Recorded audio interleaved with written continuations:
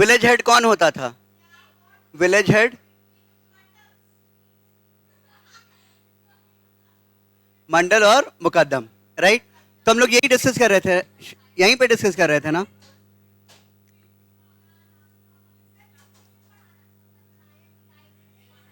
अच्छा, pen drive भी नहीं ले पाए, आज टेस्ट था ना,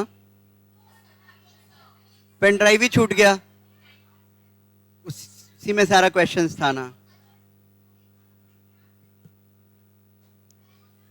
इससे ड्राइव से आ सकता है, इसमें आ तो जाएगा लेकिन कॉम्प्लिकेटेड होगा सर को। ठीक है, कोई क्लास करते हैं, उसके बाद कोशिश करेंगे टेस्ट कंडक्ट करने का, राइट? लेकिन पेन ड्राइव नहीं ला पाए आज अनफॉर्चुनेटली। ठीक है, तो हम लोग बात कर रहे थे पंचायत एंड हेडमैन। हो गया हो गया हो गया।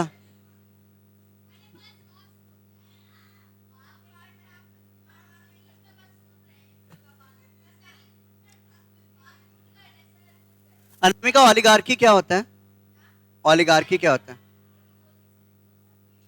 ओलिगार्की क्या होता है? हो गया हो गया हो गया, both of you, Muskan and Sanjana Pandey, right? I remember. तो ओलिगार्की क्या होता है? गुड बॉय, आप बताइएगा, ओलिगार्की क्या होता है? जहां ग्रुप ऑफ पीपल रूल करेंगे, ओलिगार्की, राइट?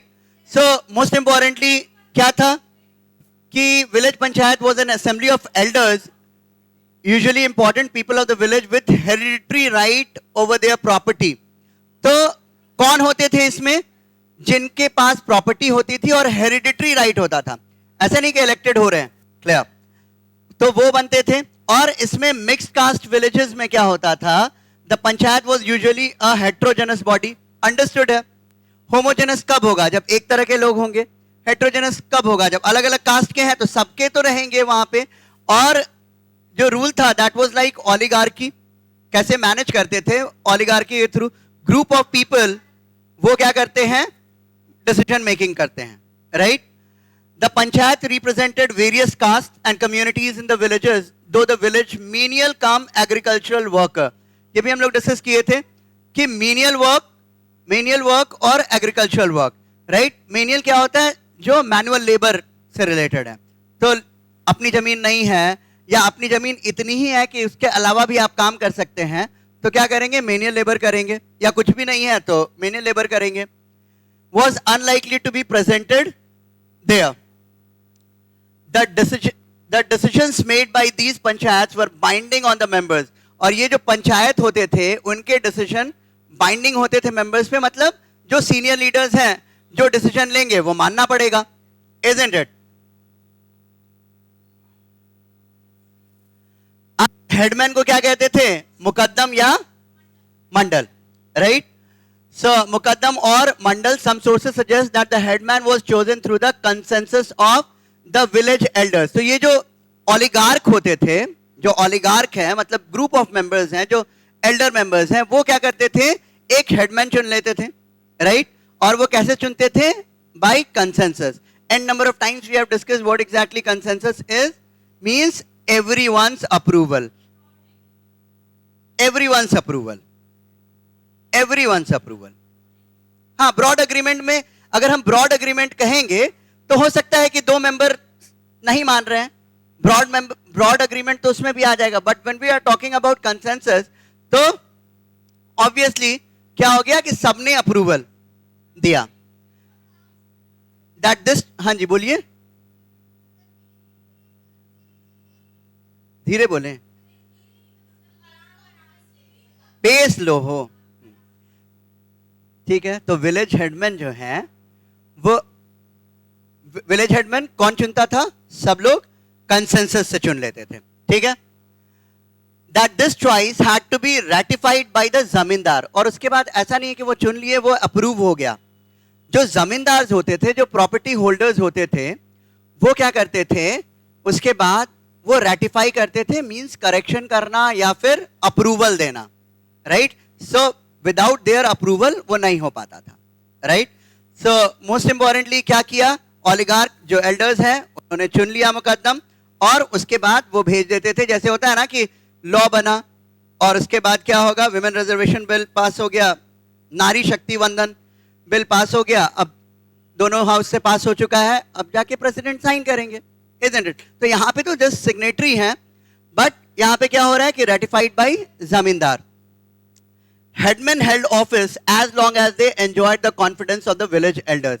अब जो हेडमैन चुने वो कब तक ऑफिस एंजॉय करेंगे, जब तक कि उन सब का कॉन्फिडेंस. अगर कोई कह रहे हैं कि नहीं नहीं ये हेडमैन नहीं रहेगा, ये मुकद्दम नहीं रहेगा, अगर जो ओलिगार्क है वो ऐसा कह रहे हैं तो वो उसको हटना पड़ेगा. तो वो एंजॉय करेंगे जब तक कि, जैसे कि प्राइम मिनिस्टर एंजॉय करता है पावर, कब तक एंजॉय करता है, जब तक उसको कॉन्फिडेंस मिला रहता है तब तक. हाँ जी बोलिए.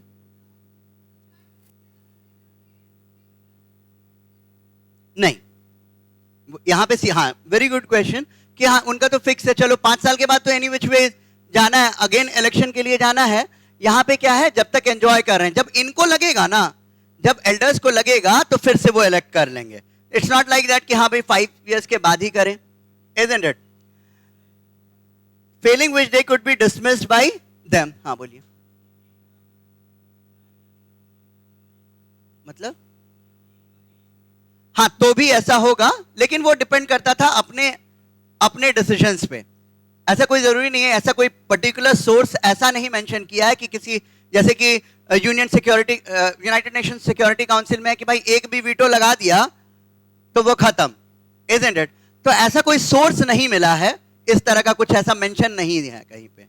लेकिन हम कंसीडर करते हैं कि हाँ भाई इनका कलेक्टिवली एंजॉय कर रहे हैं तो तब तक ठीक है, नहीं एंजॉय कर रहे हैं तो डिसमिस कर सकते हैं, isn't it? The chief function of the headman was to supervise the preparation of the village accounts. तो जो आज भी हम देखते हैं कि ये टर्मिनोलॉजी यूज होता है पटवारी, राइट? जैसे लैंड रेवेन्यू सिस्टम में आप जाएंगे तो पटवारी पोस्ट है, isn't it? तो पटवारी क्या कहते हैं, तहसीलदार, पटवारी. तो पटवारी अकाउंटेंट्स. आप ऐसे याद रखिएगा कि पटवारी कौन थे, अकाउंटेंट्स. तो जो अकाउंट्स मेंटेन कर रहे हैं उनके हेल्प से विलेज के अकाउंट को मैनेज करना. फोन यूज कर रहे हैं वो, पीछे देखिए तो फोन अलाउड नहीं है सर, फोन अलाउड नहीं है, फोन अलाउड नहीं है. हाँ good, very good, such a nice girl she is. हाँ अच्छा ठीक है, फोन रख दिए सर, पीछे सर फोन रख दिए. बहुत बहुत धन्यवाद आपको. क्लियर? ठीक है. अब क्या है, the panchayat derived its funds from contribution made by individuals to a common financial pool. बड़ा अच्छा सिस्टम था कि क्या, बच्चा वाला हरकत मत कीजिए, बच्चे हैं बट और बच्चा वाला मत कीजिए, ठीक है? तो बहुत अच्छा सिस्टम था कि क्या करते थे कि फाइनेंशियल पूल सब क्या करते थे, फंड्स ऑर्गेनाइज करते थे. क्लियर?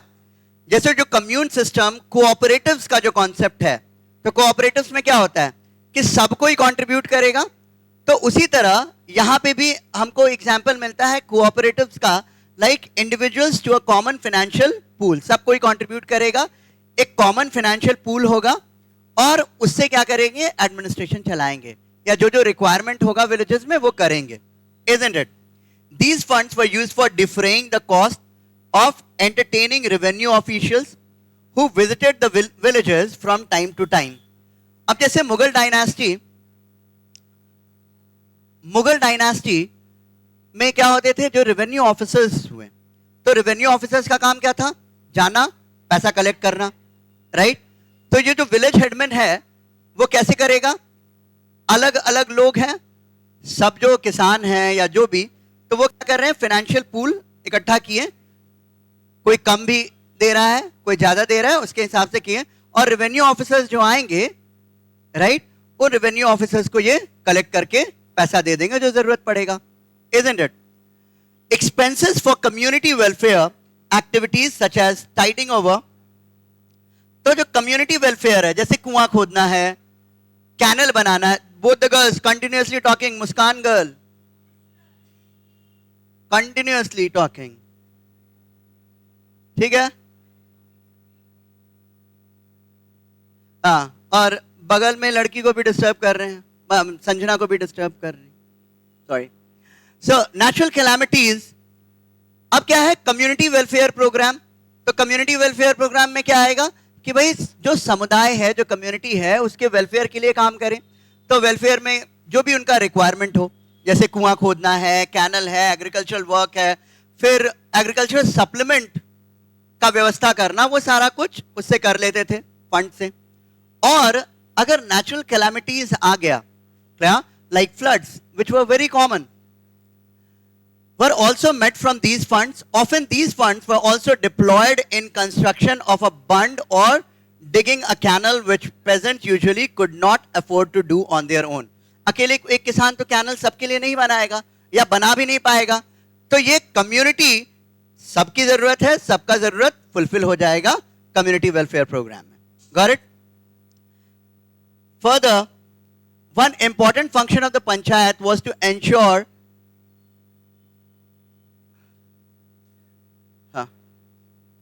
क्या ऊपर करें कर, हाँ बता दे रहे, ठीक है। अब यहां पे ऑब्वियस सी बात है, जहां पे चीजें होंगी, फंड्स रहेगा, पैसा रहेगा, करप्शन के भी चांसेस होंगे, right. So the mandals often misuse their positions. अब मान लीजिए कि कोई सारे लोग हैं, अब पैसा आ रहा है, तो मंडल्स क्या करते थे, जो विलेज हेडमैन है, क्योंकि उनके पास पावर, तो पावर है उनके पास, तो वो क्या करेंगे, अब पैसा तो उनके हाथ में खर्च कर रहे हैं, तो वहां पे करप्शन के चांसेस हो जाते थे। They were principally accused of defrauding village accounts in connivance with the patwari. अब पटवारी को भी कंट्रोल कर रहे हैं और उनसे मिल करके वो सारा अकाउंट्स देख रहे हैं, तो एक तरह से उनके साथ मिल करके भी वो करप्शन में इन्वॉल्व थे, डिफ्रॉड कर देते थे। फ्रॉड किसको कहते हैं, आपको पैसा आ रहा है, आपका उसका जिस चीज के लिए आ रहा है उस पर आप इन्वेस्ट ना करके अपने लिए अगर रख लेते हैं, आप साइडलाइन कर लेते हैं, तो डिफ्रॉड हो गया। And for under assessing the revenue they owed from their own lands in order to pass the additional burden on to smaller cultivator. तो अब क्या होगा, ऑब्वियस सी बात है, अब फ्रॉड करना है, कैसे कीजिएगा, अकाउंट्स तो आपको मेंटेन करना है। अकाउंट्स, आपको पैसा मिला, मान लीजिए 100 रुपए मम्मी ने दिया, अब आपको उसका सारा अकाउंट देना है, तो आप किसी चीज का प्राइस को बढ़ा के दिखाइएगा, यही करेंगे ना। किसी आप खरीदे 10 रुपए में, कि हाँ नोटबुक लेने गए और लिए मान लीजिए 40 रुपए में, और वहां पे दिखाए 50 रुपए में, राइट, करेंगे। तो वही यहाँ पे चांसेस, जब आपके पास पावर आ जाता है तो आप उसका मिसयूज भी करने लगते हैं। तो यही सिंपल सा प्रोसेस था, और यही बात कर रहे हैं कि mandals at times they became corrupt, और करप्ट क्या करते थे इसी तरह से, क्योंकि अकाउंटेंट भी जो अकाउंट्स मेंटेन कर रहा है, तो वो दिखाएगा कि अरे रेवेन्यू ही नहीं आया, क्या करें हम, रेवेन्यू ही उतना नहीं आया, अब हम क्या, नहर बनाना है, इतना पैसा का जरूरत है, लेकिन मेरे पास तो इतना पैसा ही नहीं आया, दिखा दिया, क्योंकि अकाउंट, और कौन देखने जा रहा है अकाउंट, कौन वो सारे अकाउंट्स को चेक करेगा। तो इस तरह से क्या करता था कि क्या, in I mean in coordination with, उनके साथ मिल करके करते थे, ठीक है। तो सिंपल सा प्रोसेस था, फाइन। तो हर लोग करता है, आज भी होता है इसी तरह, राइट। जैसे इतना स्कैम हुआ तो अब दिखा दिया गया, अलग अलग नंबर दिखा दिया, जैसे फॉर्डर स्कैम सबसे बड़ा माना जाता है। तो क्या होता था कि गाड़ी का नंबर, अब उसमें भी पकड़ा कैसे गया कि थोड़ा सा दिमाग नहीं लगाया गया, अगर वो भी दिमाग लगा देते तो ऐसा नहीं पकड़ाते। तो होता था क्या, नंबर प्लेट तो लगाया, दिखाया कि हाँ बुक्स में कि नंबर ये है, तो नंबर किसका निकला, स्कूटर का, ऑटो का, राइट, और उसका इतना इतना एक्सपेंसेस दिखा दिया गया। तो उसी तरह अलग अलग तरह से अकाउंट्स को मेंटेन करके दिखा दिया कि रेवेन्यू ही नहीं है, रेवेन्यू ही नहीं है, तो अब बाकी उसका बर्डन किस पे जाएगा, स्मॉल कल्टीवेटर पे, उसको प्रेशराइज करके फिर आगे और रेवेन्यू लिया गया. One important function of the panchayat was to ensure that the caste boundaries among the various communities inhabiting the village were upheld. मतलब caste inequalities रहे, isn't it? In eastern India, all marriages were held in the presence of the मंडल. जो भी शादियां होती थी मंडल के presence में होता था, मतलब विलेज हेडमैन रहेंगे. In other words, one of the duties of the village headman was to oversee the conduct of the members of the village community, chiefly to prevent any offense against their caste. मतलब शादियां अगर हो रही हैं उनके presence में, तो ये भी ध्यान दे रखें कि भाई ऐसा तो नहीं है कि इंटर कास्ट शादी हो रही है, ऐसा तो नहीं है कि कुछ ऐसा कास्ट के अगेंस्ट कोई काम हो रहा है. तो ये ध्यान देते थे कि कास्ट के हिसाब से ही काम करें, कास्ट हायरार्की मेंटेन रहे. Got it? Panchayats also had the authority to levy fines and inflict more serious forms of punishment like expulsion from the community. मतलब ग्राउंड लेवल पे कि अगर आप कुछ गलत करते हैं तो आपको पनिशमेंट भी मिलेगा, राइट? तो पनिशमेंट फाइन्स के रूप में, क्या? तो फाइन इन्फ्लिक्ट किया जाता था और ज्यादा क्या होता था कि expulsion from the community, community से बाहर निकालना. क्या? एक तरह से बाहर निकाल दिया, या तो दूसरे जगह भेज दिया गया, या तो आपके सारे वेलफेयर प्रोग्राम में आपको बेनिफिट नहीं मिलना. क्या? The latter was a drastic step and was in most cases mated out for a limited period. तो जैसे एक्सपल्शन हो गया तो होता है नहीं है, आज जैसे पॉलिटिकल पार्टी से एक्सपेल्ड कर दिए, तो एक्सपेल्ड कर दिए 6 साल के लिए. Generally it's a very common thing you would find. तो क्या करेंगे कि हाँ पार्टी के अगेंस्ट एक्टिविटी हुआ या कोई भी एक्टिविटी आप कर रहे हैं पॉलिटिकल पार्टी के अगेंस्ट, तो आपको क्या करेंगे, एक्सपेल कर देते हैं पॉलिटिकल पार्टी. और it's a very common that you would have found कि 6 साल के लिए एक्सपेल कर दिया. तो उसी तरह ये जो एक्सपल्शन होता भी था, कुछ एक पीरियड मान दिया जाता था कि चलो 6 महीने के लिए, 1 साल के लिए, 2 साल के लिए, 5 साल के लिए, व्हाटसोएवर. तो वो कहने का मतलब जो एक्सपल्शन होता था वो स्पेसिफाइड पीरियड के लिए होता था. It meant that a person forced to leave the village became an outcast and lost his right to practise his profession. Such a measure was intended as a deterrent to violation of caste norms. मतलब वो cast benefit loose कर दिया जिस cast में है वो. क्या? एक तो एक्सपल्शन हो गया, तो ये क्या दिखाता था, कास्ट का राइट जो है वो लूज कर रहा है. और एक तरह से ये डेटरेंट का काम करता था. डेटरेंट मतलब किसी चीज को आप डेटर करते हैं, रोकते हैं, राइट? जैसे पॉलिटिकल साइंस में आपने डिटेंट पढ़ा होगा, तो उसी तरह इट इज लाइक डेटरेंस. जैसे फॉर एग्जाम्पल अगर हम न्यूक्लियर वेपन बनाते हैं, क्या? सो न्यूक्लियर वेपन बनाए, so that is not to use it, right? क्योंकि हमको पता है कि न्यूक्लियर वेपन्स अगर इस तरह से इस लेवल पे यूज किया जाएगा तो कुछ नहीं बचेगा दुनिया में, right? It is a deterrence. Deterrence है कि अगर आपके पास है, आप यूज करोगे तो हमारे पास भी है, इजंट इट? सो हाँ बोलिए. तो इस केस में क्या हो रहा है, वो डिटर कर रहा है, इजंट इट? तो कास्ट यहां पे डेटरेंस क्या कहा जा रहा है कि आप कास्ट के अगेंस्ट काम कर रहे हैं, तो इसलिए आपको एक्सपल्शन दिखा रहा है कि आपको रोक रहा है कि आप कास्ट के अगेंस्ट काम नहीं करें, isn't it?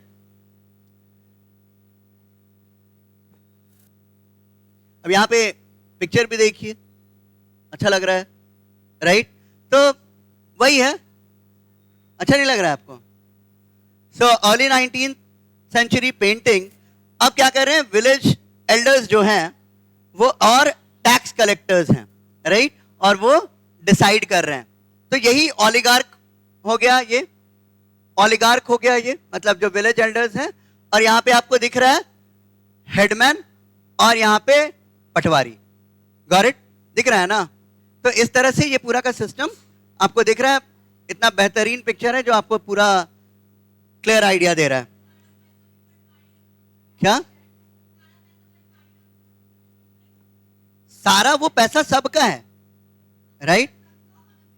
हेडमैन, हेडमैन, ठीक है? क्या फोटो देखना है? देखिए क्या, बोलिए। ठीक है, बहुत क्लियरली ये पिक्चर आपको बता दे रहा है। क्या?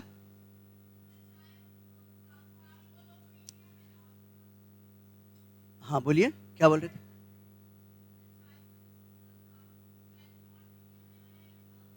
ये हम लोग जो बात कर रहे हैं प्लेन्स के बारे में बात कर रहे हैं, और जो मुगल एम्पायर का एक्सपेंशन था, हाँ, नॉर्थ इंडिया के लिए।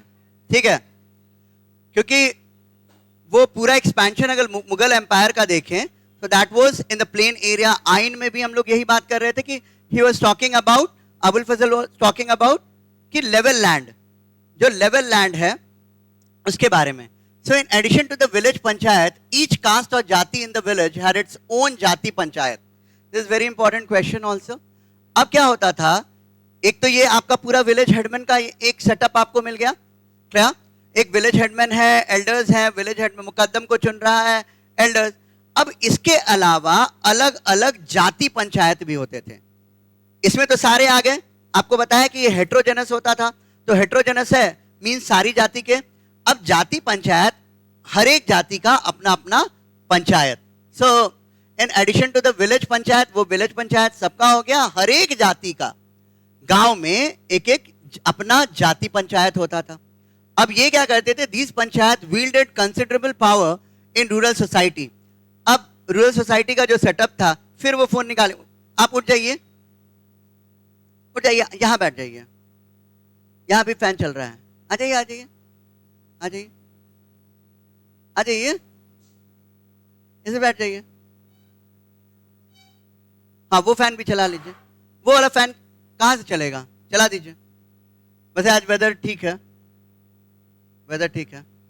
फोन को बैग में रख दीजिए, फोन वहां जाके रख दीजिए, ऊपर रख दीजिए, उधर एक साइड में, ऊपर ही, ऊपर रखिए, ऊपर रखिए। हाँ बस बस, एक नंबर, एक नंबर, माइंड ब्लोइंग। ठीक है, अब ये क्या करते थे, इनका कंट्रोल भी बहुत ज्यादा था। अब ऑब्वियसली ज्यादा क्या होगा, अपने जाति के अलग अलग डिसीजन मेकिंग में इनका रोल था। क्या? इन राजस्थान जाति panchayat arbitrated civil disputes between members of different caste। अब यहां पे जो जाति पंचायत राजस्थान में, ये किस तरह का काम करते थे, आर्बिट्रेटर का। क्या? आज भी हमारे जुडिशियल सिस्टम में आप पढ़ेंगे तो आपको मिलेगा, we have the system of alternative dispute resolution, ADR जिसको कहते हैं।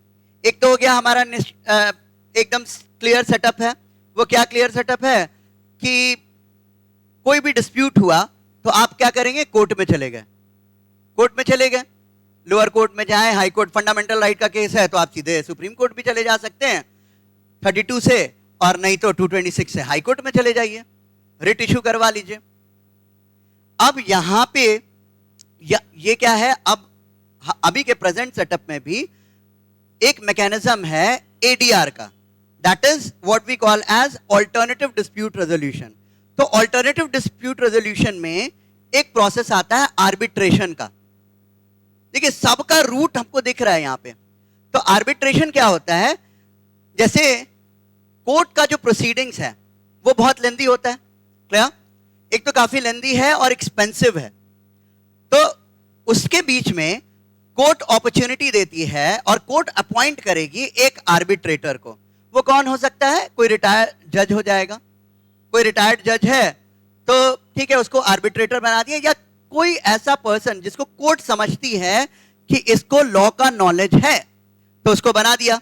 अब वो आर्बिट्रेटर क्या करेगा, मान लीजिए ये दोनों के बीच में डिस्प्यूट है और ये है आर्बिट्रेटर, तो ये क्या करेंगे, इन दोनों के बीच क्या करेंगी, एक रेजोल्यूशन निकालेंगी, और आर्बिट्रेटर का डिसीजन दैट, ऐसा नहीं है कि सिर्फ ऐसे ही आर्बिट्रेटर बना दिया, दैट इज बाइंडिंग ऑल्सो।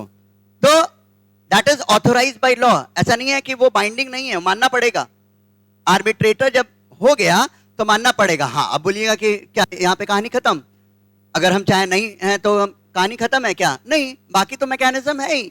लेकिन जनरली आर्बिट्रेटर क्या करते हैं, कन्वीनियंटली इश्यू को रिजॉल्व करते हैं। तो ऑल्टरनेटिव मेथड है। तो यहां भी क्या था कि जो जाति पंचायत अगर हम देखें तो ये क्या करते थे, अलग अलग जाति में भी डिस्प्यूट हुआ तो एक जाति पंचायत का एक मेंबर मिला, दूसरे जाति पंचायत का मिला, और इस तरह से क्या करते थे, एक आर्बिट्रेटर बनाया। और आर्बिट्रेटर कब बनेगा, अगर इनको आर्बिट्रेटर बनाया तो दोनों अग्री करेंगे तभी बनेंगे, इजंट इट। और एक ऐसे मेथड से कि सबको इंक्लूसिव किया जाए, इंक्लूड किया जाए, तो वही सिस्टम है। अब ये क्या करते थे, they mediated in contested claims on land, decided whether marriages were performed according to the norms laid down by a particular caste group। क्या क्या इश्यूज हैं, कौन कौन से केसेस हैं, तो एक तो सबसे कॉमन प्रॉपर्टी डिस्प्यूट, तो प्रॉपर्टी का डिस्प्यूट है उसको भी आर्बिट्रेटर क्या करेगा, जो जाति पंचायत उसको सॉल्व करेगा। फिर शादी ब्याह, ठीक है, कि कास्ट के नॉर्म्स के हिसाब से हुआ कि नहीं हुआ, जाति का जो प्रोविजन है उसको माना गया कि नहीं माना गया, वो भी देखते हैं। Determined who had ritual precedence in village functions and so on, मतलब किसका अधिकार होगा, विलेज के जो रिचुअल्स हैं, अलग अलग रिचुअल्स होंगे, हो सकता है किसी को कोई राइट्स देने के लिए, हो सकता है किसी प्रॉपर्टी ट्रांसफर के लिए, या कोई पूजा पाठ के लिए, तो अलग अलग रिचुअल्स प्रैक्टिसेस, ज्यादा तो हम रिचुअल्स कंसिडर करते हैं religious, but other rituals as well, तो उन सब के लिए भी कौन देखता था, ये जाति पंचायत देखेंगे कि जाति के हिसाब से हो रहा है कि नहीं हो रहा है। In most cases accept in matters of criminal justice, तो आज के टाइम में अगर हम देखें, आज से कंपेयर करें, तो हमारा भी कोर्ट का सेटअप क्या है कि भाई सिविल कोर्ट है और क्रिमिनल कोर्ट है, दो कैटेगरी में हम डिवाइड करते हैं, इजंट इट, दो कैटेगरी में डिवाइड करते हैं कि civil court and criminal court.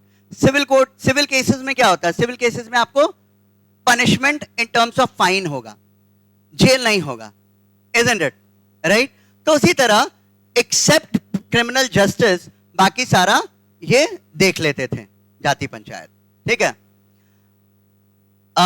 The state respected the decisions of जाति पंचायत, ये बहुत इंपॉर्टेंट है। अब कहा जाए कि हमने लॉ बना दिया, अब जो डिसीजन मेकर है, जो डिसीजन दे रहा है, अगर उसकी बात कोई नहीं माने तो उसका तो कोई रेलेवेंस नहीं रहेगा, क्लियर। जैसे अगर हम सबसे बड़ी बात पंचायती राज सिस्टम की ही बात करें, तो पंचायती राज सिस्टम डीप रूटेड है हमारे सोसाइटी में, क्लियर। इंडिपेंडेंस के बाद भी हमारे directive principle of state policy में है, क्लियर। पर जाकर के हमने कब किया, 1992 में, 1992 में हमने 73rd 74th अमेंडमेंट तब एम्पावर किया। ऐसा नहीं कि पंचायत नहीं था, गांव में पंचायत था इसी तरह, लेकिन पंचायत एम्पावर नहीं था कि वो कोई डिसीजन ले और वो हो ही जाए, अन्ना उसके पास पैसा था। तो आप कोई भी चीज को चलाने के लिए आपके पास पैसा होना चाहिए। आप कहिएगा कि हम कुआं खुदवाएंगे, आप कहिएगा कि हम ये डेवलपमेंट प्रोग्राम करेंगे, यहाँ पे रोड का कंस्ट्रक्शन करेंगे, आपके पास पैसा ही नहीं है। और पैसा है और आप एम्पावर्ड नहीं है, मतलब आपका डिसीजन बाइंडिंग नहीं है, तो कोई काम करें। तो यहाँ पे स्पेशली देखें तो जाति पंचायत तो बाइंडिंग कब हुआ, जैसे इंडिया में 1992 के बाद, और जाति पंचायत के जो डिसीजंस थे वो बाइंडिंग थे, मतलब लोग मानते थे, इजंट इट, और मानना पड़ता था। नाउ आर्काइवल रिकॉर्ड जो हम आर्काइव में, जो पुराने जो भी रिसोर्सेज हैं, जो आर्काइव्स हैं from western India, notably Rajasthan and Maharashtra, वहां के आर्काइवल रिकॉर्ड्स को देखें तो आर्काइवल रिकॉर्ड्स में कौन कौन से रिकॉर्ड्स हो जाएंगे, मतलब इससे रिलेटेड भाई प्रॉपर्टी का डॉक्यूमेंट हो, या कोई मैरिज का डिस्क्रिप्शन हो, इवन क्रॉनिकल्स को भी ले सकते हैं, पर मेजरली क्या लेंगे, लीगल डॉक्यूमेंट, क्या। तो लीगल डॉक्यूमेंट सारे आ गए। कंटेन पेटिशंस, तो लीगल डॉक्यूमेंट में क्या आएगा, पेटिशंस। पेटिशंस क्या होता है, जैसे आपको कोई चीज क्लेम करना है, या आपको कोई मतलब कोई रिक्वेस्ट डालना है, that is what we call as petition, कि हाँ भाई मेरे साथ ऐसा हुआ और हम क्या करेंगे, हम क्लेम कर रहे हैं कि हमको मुआवजा मिलना चाहिए, तो that would be a petition. हमारे साथ कुछ गलत हो रहा है तो हम क्या करेंगे, पेटिशन। अगर हमारा फंडामेंटल राइट छिन गया तो हम क्या करेंगे, पेटिशन करेंगे, कोर्ट रिट इशू करेगी। तो उसी तरह यहां भी क्या है, अगर हम रिकॉर्ड्स को देखें तो कौन सा रिकॉर्ड को देख रहे हैं हम लोग? Specially legal records. तो लीगल डॉक्यूमेंट्स में petitions presented to the panchayat complaining about extortionate taxation. मतलब टैक्सेशन जो था काइंड ऑफ एक्सटॉर्शन था. जैसे मान लीजिए रीपा को कोई किडनैप कर लिया. अब किडनैप किया तो अब तो वो फोन करके पिताजी को क्या बोलेगा? जो मन में आया मांग लिया. तो दैट इज एक्सटॉर्शन.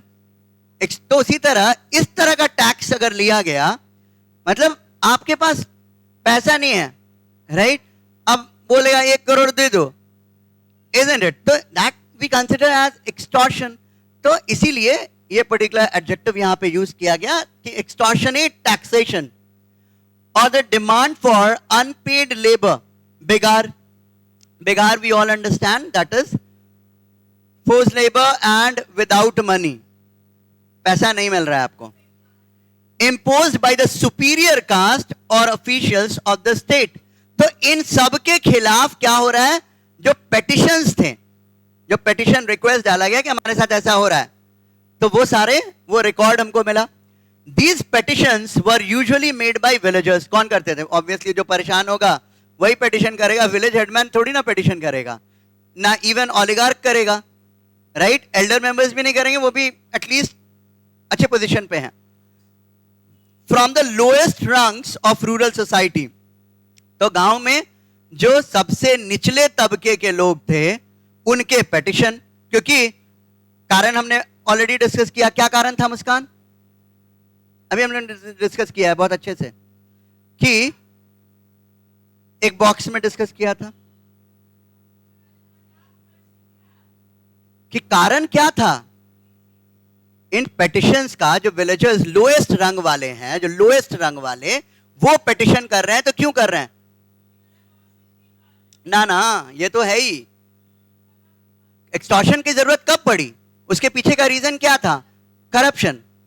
जो करप्ट मंडल्स थे, मुकद्दम्स थे, तो इनके कारण उसका लोड किस पे पड़ता था? उसमें हमने पढ़ा था लोड किस पे पड़ता था. बेचारे छोटे जो मतलब लोअर लेवल के थे उन पे पड़ जाता था. तो वही चीज है. From the lowest rungs of rural society often petitions were made collectively. और ऑब्वियसली बात है, जब पब्लिक इंटरेस्ट का होता है आज भी, तो हम लोग क्या करते हैं? पीआईएल करते हैं, क्या? पब्लिक इंटरेस्ट लिटिगेशन करते हैं, जुडिशियल एक्टिविज्म आ जाता है. तो उसी तरह अब क्या है? सबको दुख है अगर, तो सब मिल करके पेटिशन करते थे. और ऐसे भी गांव वाले. हाँ जी बिल्कुल. Well, by a caste group or a community protesting against what they considered were morally illegitimate demands.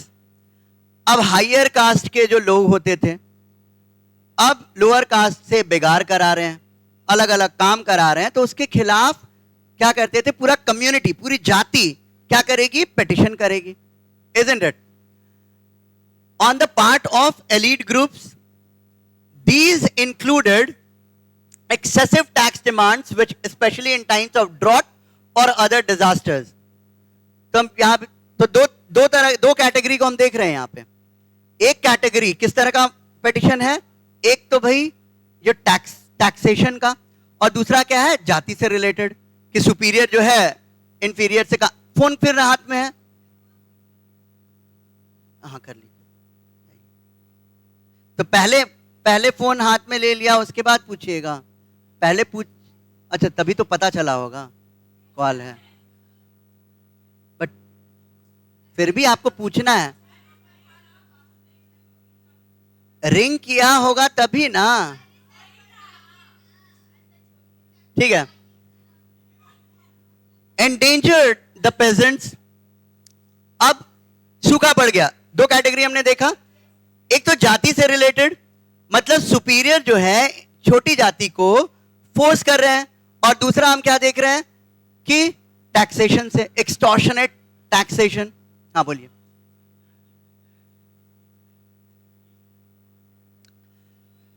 जाति पंचायत बहुत टाइम से चल रहा है. यहां पे जो अभी हम लोग पढ़ रहे हैं इस चैप्टर में, ये आइन जाति पंचायत एंशियंट इंडिया में भी हमको मिलता है, पर यहां जो हम लोग आईने अकबरी का जो ऑब्जर्वेशन के बेसिस पे जो मुगल टाइम में इसकी बात कर रहे हैं हम, राइट? तो पहले भी हमको बहुत सारे एग्जाम्पल मिलते हैं एंशियंट इंडिया में भी। क्या हमने पढ़ा था ना कि अलग अलग वर्णों के बारे में हमने देखा था कि सबका, और क्या होता था उस टाइम में स्पेशली, क्या होता था एंशियंट में कि हाँ भाई मनुस्मृति, धर्मशास्त्र, धर्म सूत्र वो डायरेक्ट कर रहा है। यहां पे वो नहीं डायरेक्ट कर रहा है, क्योंकि यहां पे कौन सा रूल आ गया है? मुगल रूल आ गया है, मुगल रूल आ गया, राइट? ये आईने अकबरी उसके अंदर अलग अलग जगह। तो मुगल रूल जब स्टैब्लिश हुआ तो इन लोगों ने क्या किया कि चैनलाइज करें हम कि रेवेन्यू कैसे आए, रेवेन्यू कैसे आए, हाँ भाई डिफरेंट ऑफिसर्स बनाए, मनसबदार बनाए अकबर के टाइम में। तो ये जो फर्दर करवाते थे तो ये चैनलाइज कैसे होता था कि गांव में पंचायत, अब बताया ना कि ये फंड पूल करके रखें, अब वो आएगा, वो थोड़ी ना सबसे एक एक किसान से लेगा, वो आया विलेज हेडमैन क्या करेगा, लीजिए जी इतना पैसा हो गया, और रोना गाना गाया, करप्शन खुद करके जेब में डाला, बोला कि इतना। और करप्शन का लेवल और भी था, मनसबदार भी जो थे, जो लैंड ओनर्स, जमींदार थे, वो भी वहां पे करप्शन करके फिर राजा को पहुंचाते थे। पर फिर भी मुगल पीरियड में करप्शन का लेवल इतना ज्यादा नहीं था। ब्रिटिशर्स जब आए उन्होंने करप्शन को एक बहुत हाइट दिया, एकदम जेनिथ पर लेकर के चले गए। इट वॉज, हाँ क्या, हाँ लूटने ही आए थे तो ये भी लूटने के लिए आए, तो ये भी लूटने के लिए थे।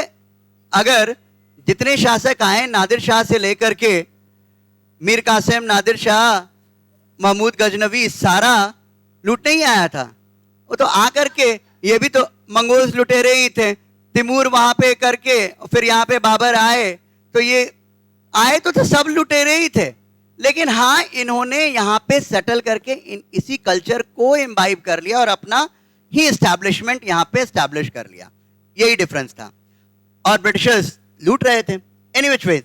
तो अब ड्रॉट आया, परेशानी आई, अब टैक्स कहां से देंगे, टैक्स कहां से देंगे?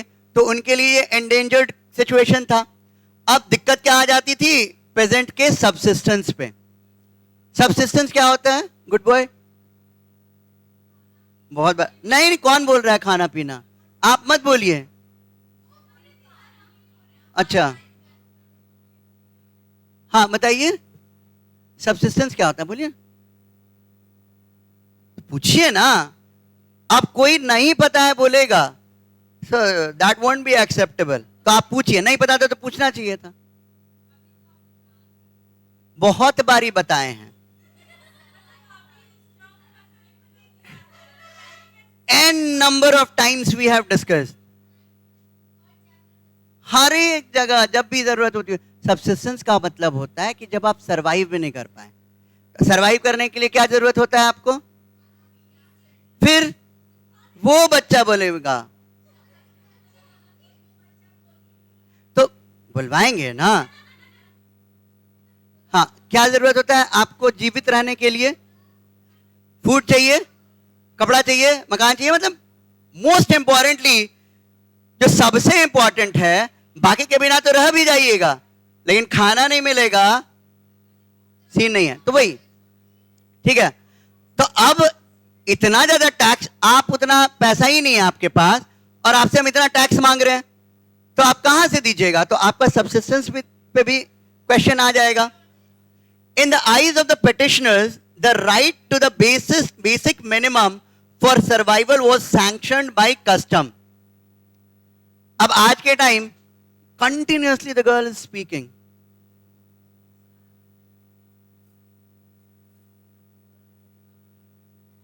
हाँ नाम पता है ना आपका?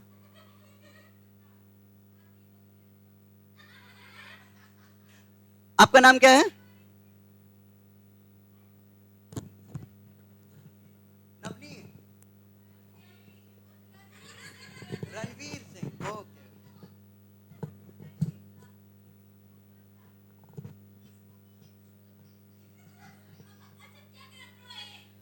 नहीं, कीप क्वाइट, ठीक है। तो अब जैसे आज बात करें, इन लोगों का मानना था कि भाई कस्टम से हम लोग को जीने का अधिकार है। आज के टाइम में तो हम लोग सिंपली हमारा अधिकार है, राइट? आपको कुछ नहीं मिलता है तो आपका कॉन्स्टिट्यूशन आपको इंश्योर करके रखा है ना फंडामेंटल राइट, तो आपको जीने का अधिकार है, isn't it? Right to life है, इजंट इट? तो उसी तरह अब अभी आप बोलिए कि राइट टू लाइफ है हमारे पास, कौन इंश्योर कर रहा है? कॉन्स्टिट्यूशन। अब इस समय में ये पिटीशन डाल रहे हैं, तो पिटीशन किस बेसिस पे डाल रहे हैं? Muskan, what was the basis of petition? Petition का बेसिस क्या था? पैथेटिक। सिंपली रिलेट कीजिए, अगर आज के टाइम में हम अगर पिटीशन डाल रहे हैं, अगर हमको राइट टू लाइफ नहीं मिल रहा है, तो किस बेसिस पे डाल रहे हैं? क्योंकि कॉन्स्टिट्यूशन कहता है, कॉन्स्टिट्यूशन के बेसिस पे। उस टाइम में पिटीशन डाल रहे हैं, तो किस बेसिस पे पिटीशन डाल रहे हैं? ऐसा कॉन्स्टिट्यूशन तो था नहीं, किस बेसिस पे डाल रहे हैं गुड गर्ल? कस्टम्स। एक्सीलेंट। किस बेसिस पे? कस्टम्स के बेसिस पे, राइट? तो इनका मानना था कि हम लोग को जीने का अधिकार है, हमारा कस्टम देता है हमको जीने का अधिकार, इसी के आधार पे वो पिटीशन डाल रहे हैं, isn't it? They regarded the village panchayat as the court of appeal that would ensure that the state carried out its moral obligations and guaranteed justice. अब इनका मानना था कि court of appeal, right? Muskan, which is the highest court of appeal today?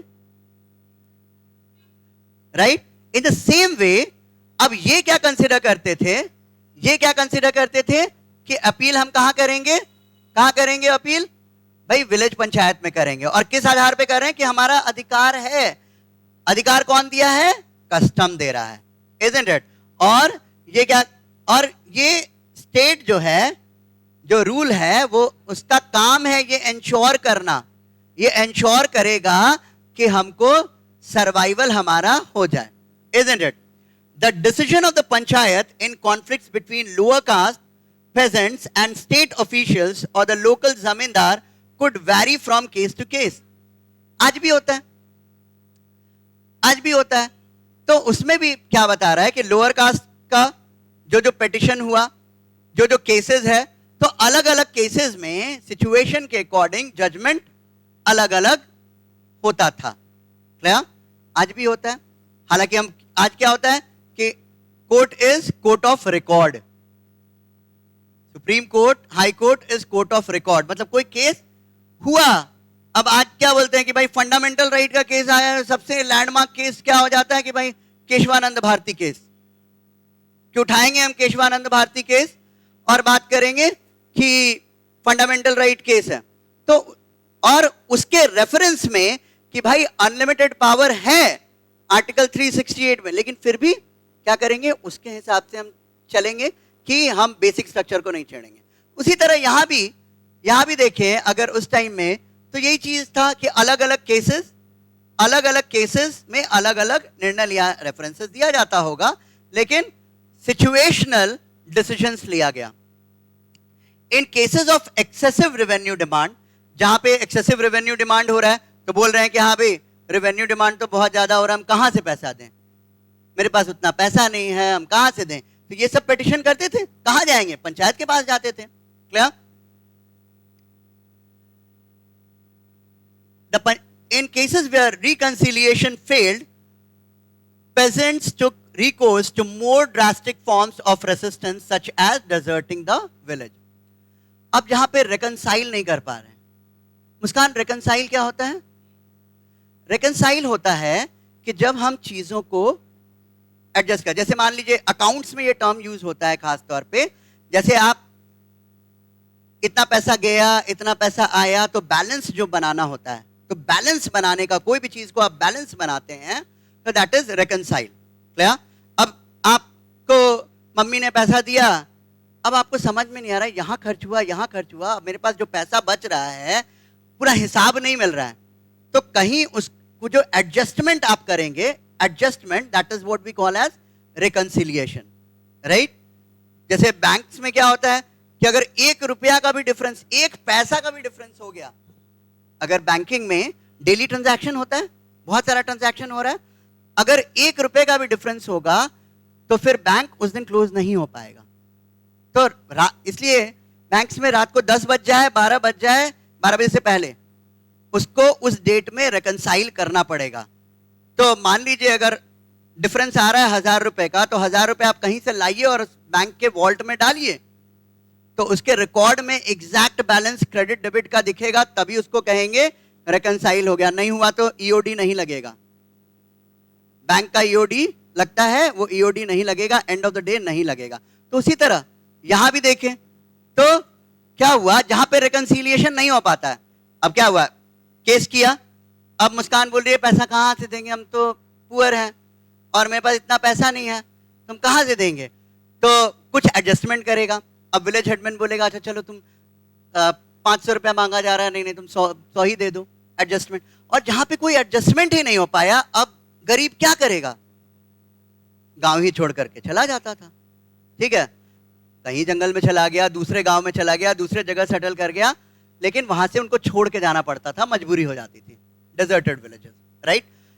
तो ये resistance था, या तो लड़ ले, तो लड़ने का उस समय तक बहुत ज्यादा एबिलिटी नहीं था, लेकिन फिर भी हाँ होता था, संघर्ष भी करते थे, लेकिन जनरली जब कोई उपाय ही नहीं मिलता था तो क्या करेंगे, चले जाएंगे दूसरे जगह, दूसरे गांव में चले जाएंगे, तो कम से कम सिक्योर तो हो जाएंगे, कहां से देंगे पैसा, इजंट इट, जंगल में चले जाएंगे।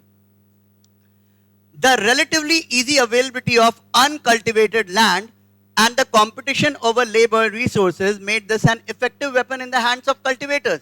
और रीजन क्या है, आज के टाइम में नहीं कर पाएंगे आप, क्यों नहीं कर पाएंगे, दूसरा खेती का जमीन मिलेगा, उस समय तो आसान था, जंगल में गए पेड़ काट लेंगे और अपना खेती का जमीन, एंड मतलब unlimited unlimited vast stretch of land तो अवेलेबल था, राइट। आज तो बड़ा मुश्किल है, आप तो इसी में से यूज करेंगे ना, तब तो फिगर्ड आउट है, उस समय तो फिगर्ड आउट नहीं था, तो चलो यहां से भागे। तो इसलिए ये बहुत इंपॉर्टेंट और इफेक्टिव वेपन था इन लोगों के लिए कि बहुत आसान सा काम क्या करेंगे, हो गया। तो ठीक है, एक मिनट, बी पेशेंट। तो क्या करते, बहुत इसीलिए ये बहुत इफेक्टिव वेपन था कि हम छोड़ के जाएंगे, दूसरे जगह खेती करेंगे, कौन रोक लेगा, इजंट इट। आज ये पॉसिबल नहीं, आप कहां जाइएगा,